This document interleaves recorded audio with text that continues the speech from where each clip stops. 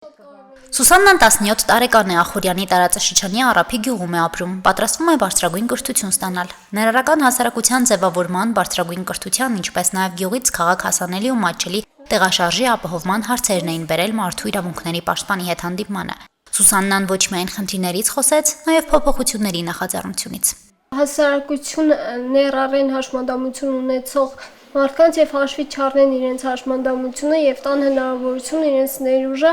ամբողջովին կիրառել։ Շատ սիրում եմ լեզուներ, հետագայում շատ ուզում եմ զարգացնել լեզուներս եւ հետաքրքրված եմ մարդու իրավունքների պաշտպանությամբ,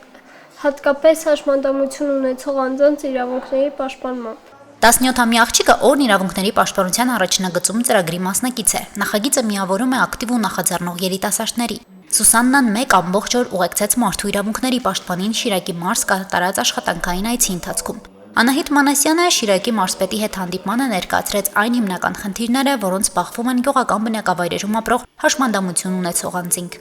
Շատ երկար տևեց այդ ճանապարհը, որտեղ խնդիրներ առաջացել նախագծի հետ կապված Գյումրի Առափի ճանապարհը, բայց մենք նորից սկսել ենք այդ ճանապարհը կառուցել։ Գյուղի միջի կենտրոնական ճանապարհները, գյուղի հետ միջի ճանապարհները արդեն սուբվենցիոն ծրագրերով համայնք ու կառավարություն համատեղ աշխատանքներ են տանում։ Գյուղական բնակավայրերում տրանսպորտի բացակայությունը, իսկ եղածների դեպքում հաշմանդամություն ունեցող անձանց համար անմատչելիությունը լուրջ խոչընդոտ են։ Սուսաննայի հետ այս խնդիրը հաղթահարում է մայրը Արմինեն։ Խնդիրների մեծ մասը հեշտ լուծելի չէ եւ շատ մեծ համակարգային լուծումներ է պահանջում, որովհետեւ ակնհայտ է, որ նախ շատ երկար տարիներ ոլորտի հետ կապված ընդհանրապես պատշաճ քայլեր չեն ձեռնարկվել։ Ես ուրախ եմ, որ այս փուլում բազմաթիվ են նախաձեռնությունները եւ քաղաքականությունները ոլորտի հետ կապված, բայց նաեւ պիտի հատուկ շեշտադրեմ, որ մենք պետք է